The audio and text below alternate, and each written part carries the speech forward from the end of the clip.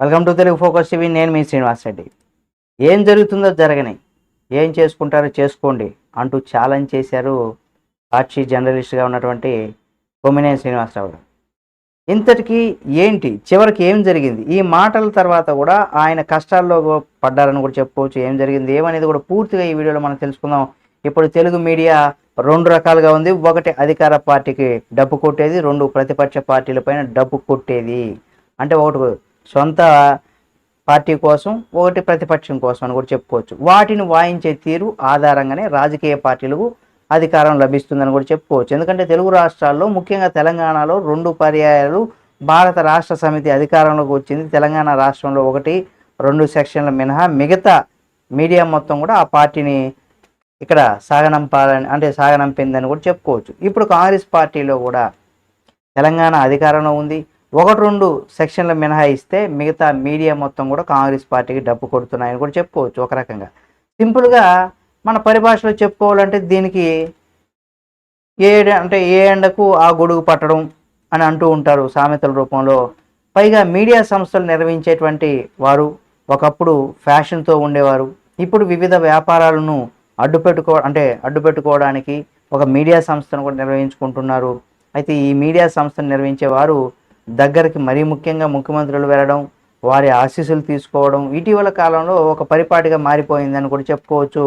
అయితే న్యూట్రల్గా ఉండేటువంటి మీడియా సంస్థల దగ్గరికి చీఫ్ మినిస్టర్ స్థాయి వ్యక్తులు వెళ్ళినప్పుడు కూడా ఆ మీడియా హౌస్ ఎలాంటి వార్తలు ప్రసారం చేస్తాయి, ఎలాంటి వార్తలను ప్రసారిస్తాయి అనేది కూడా ప్రత్యేకంగా మనం చెప్పడం అవసరం లేదు. ముందుగానే మనం చెప్పుకున్నట్టుగా మీడియాలు రెండు రకాలు అనుకున్నాం కదా. అందులో ఒకటి ప్రభుత్వానికి డబ్బు కొట్టేది, అంటే ప్రభుత్వం ఏం చేసినా సరే ఇది సూపర్ డూపర్ అని చెప్పేటువంటి ఇది. మరొకటి ప్రతిపక్షానికి డబ్బు కొట్టేది, అంటే ఆ పార్టీకి డబ్బులు తీసుకుని ఆ రకంగా రెండు, అంటే ప్రతిపక్షానికి విపక్షాలకు కూడా ఈ రకంగా డబ్బు కొట్టేయడం. ఈ పేపర్ల గురించి ఇప్పుడు కనుక మనం చూసినట్లయితే అధికారంలో ఉన్నప్పుడు ఈ ఛానల్స్కు పేపర్లకు ప్రజా సమస్యలు గుర్తుకు రావు 100%. ఎందుకంటే వీళ్ళకి ఏదైనా సరే అధికారంలో ఉన్నప్పుడు మాత్రమే ఈ ఛానల్స్ పేపర్లు ఈ ప్రజా సమస్యలు ఏవి కూడా వారికి గుర్తురావు. అప్పుడు కేవలం అభివృద్ధి మాత్రమే కనిపిస్తుంది, సంక్షేమం మాత్రమే దర్శనమిస్తుంది. పైగా తమకు అనుకూలమైనటువంటి వ్యక్తి పరిపాలనలో ఉంటే ఆ ప్రాంతం మొత్తం అంత 100% ఇక్కడ సస్యశ్యామలంగా అయిపోయిందన్న విధంగా కూడా ప్రచారం చేస్తూ ఉంటారు. అప్పుడు ఆ మీడియా హౌస్లో పనిచేసేటువంటి పాత్రికేయులు కావచ్చు విపరీతమైనటువంటి సానుకూల దృక్పథం కలిగి ఉంటారు. ఎందుకంటే యజమాని చెప్పినట్టుగానే నేడు యజమాని తప్పు అయినా కానీ ఆ తప్పునే ప్రచారం చేసే విధంగా కూడా జర్నలిస్టులు కూడా తయారైపోయారని చెప్పుకోవచ్చు. అంటే యజమానులు వాళ్ళ దగ్గర పనిచేసినట్టు వాళ్ళు చెప్పినట్టు చేయకపోతే పాపం మన జర్నలిస్ట్ సోదరులకైతే ఉద్యోగాలు ఉండవు, పోతాయి. కాబట్టి 100% వాళ్ళ మనస్సాక్షిని చంపుకొని జీతం కోసం పనిచేసేటువంటి రోజులే ఉన్నాయని కూడా చెప్పుకోవచ్చు. చాలామంది జర్నలిస్ట్ సోదరులు అటువంటి పనులే చేస్తున్నారు. ఇక ఒక రకంగా వారికి అద్భుతమైనటువంటి ఆనందమైనటువంటి లోకం దర్శనమిస్తూ ఉంటుంది. ఒకసారి ఆ పార్టీ ప్రతిపక్ష పాత్రలోకి వెళ్ళిపోయిన తర్వాత కూడా ఆ మీడియా హౌస్లకు అందులో పనిచేసేటువంటి వారికి ప్రజా సమస్యలు గుర్తుకు వస్తూ ఉంటాయి. అధికారంలో ఉన్నప్పుడు మాత్రం గుర్తుకు రావు. ప్రాంత సమస్యలు ఇక్కడ గుర్తుకు వస్తూ ఉంటాయి. అన్నిటిని మించి ప్రతిదీ వారికి ఇబ్బందిగానే వ్యతిరేక కోణంలోనే కనిపిస్తూ ఉంటాయి. ఇలాంటి సందర్భంలో వారు నోటి వెంట కొంత ఆగ్రహపూరితమైనటువంటి మాటలు కూడా వస్తూ ఉంటాయి. కొన్ని సందర్భాల్లో ముఖ్యంగా చర్చా వేదికలు నిర్వహించినప్పుడు నోటి వెంట రాకూడని, వీలు లేని, చెప్పడానికి సాధ్యం కానిటువంటి కొన్ని మాటలు కూడా వచ్చేస్తూ ఉంటాయి.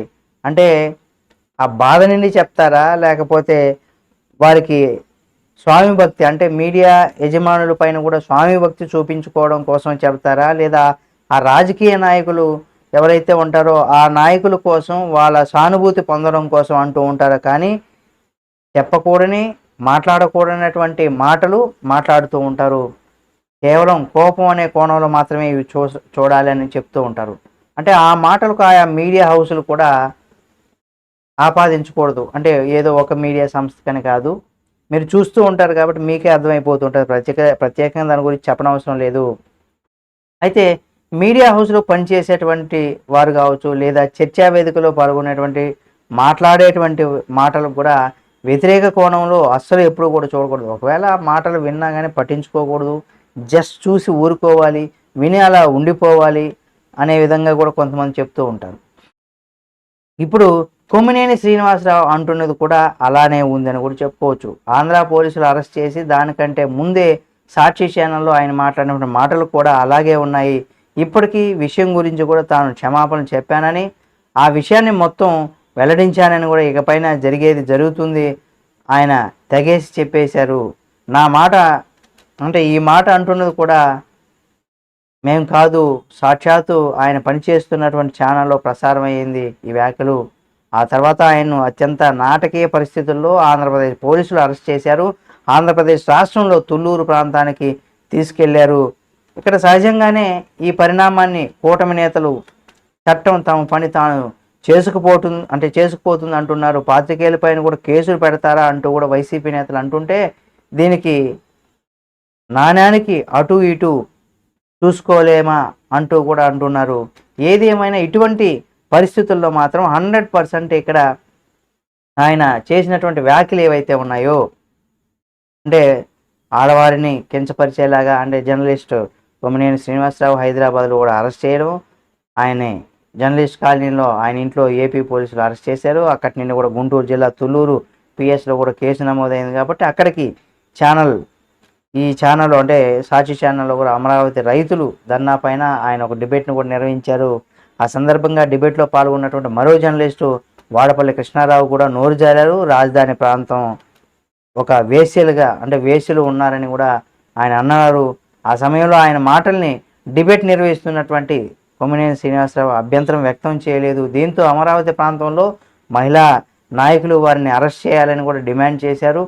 పోలీస్ స్టేషన్లో కూడా ఫిర్యాదు చేశారు. అమరావతి మహిళలకు కించపరిచిన దీంట్లో కూడా కేసులో ఏపీ తుళ్ళూరు పోలీసులు ఆ స్టేషన్కి కూడా తీసుకెళ్లారు. వారిద్దరిపైన కూడా ఫిర్యాదు చేశారు. కాబట్టి హైదరాబాద్ నుండి కొమ్మినేని శ్రీనివాసరావును విజయవాడకు తరలించారు. అక్కడ విజయవాడలో అయోధ్యానగర్ కాలనీలో ఇంటికి తాళం వేసి కృష్ణరాజు అజ్ఞాతంలోకి వెళ్ళిపోయారు. కాబట్టి జర్నలిస్ట్ కృష్ణరాజు కోసం కూడా పోలీసులు అయితే గాలిస్తున్నారు. ఎట్టకేలకి అది అమరావతి ప్రజలను ఒక వేశ్యల కోపంగా ఏవైతే అన్నారో, నిజంగా అంటే అధికారంలో ఉన్న ప్రతిపక్షంలో ఉన్న దానికంటూ కొన్ని విలువలు ఉన్నాయి మీడియాకి. ఆ విలువల్ని దిగజార్చేటువంటి పరిస్థితుల్లో కూడా నేడు రాజకీయ నాయకులు కావచ్చు, లేదా మీడియా సంస్థల యజమానులు కావచ్చు, మీడియా సంస్థలు కూడా అలా ఒక పార్టీకి కొమ్ము గాయడము, ప్రజా సమస్యలను పట్టించుకోవట్లేదు. ఎంతసేపు అయినా ప్రభుత్వాలు మంచి చేస్తే మంచి చేశాయని చెప్పండి, తప్పు చేస్తే అది అనుకూలంగా ఉండాల్సిన పని లేదు. ఎందుకంటే ఆ తప్పును మీరు ఎత్తి చూపిస్తే 100% ప్రభుత్వం మేలుకొని ప్రజలకు మంచి చేసేటువంటి అవకాశం ఉంటుంది. కాబట్టి తప్పనిసరిగా తప్పు అని, కానీ ఇక్కడ మాట్లాడకూడనటువంటి భాషను మాట్లాడడం మాత్రం 100% తప్పు. అది మన జర్నలిస్ట్ సోదరులు అందరం కూడా గుర్తుపెట్టుకోవాలి. తప్పనిసరిగా అటువంటి వాటికి దూరంగా ఉండాలని కూడా మనందరం కోరుకుందాం. ఈ వీడియో మీకు నచ్చితే లైక్ చేయండి. దీనికి సంబంధించి మరింత అప్డేట్ను కూడా మళ్ళీ మీ ముందుకు తీసుకొస్తుంది మన తెలుగు ఫోకస్ టీవీ ఛానల్. కాబట్టి సబ్స్క్రైబ్ చేసుకొని పక్కనే ఉన్న బెల్ బటన్ ఒకటి మాత్రం మర్చిపోకండి.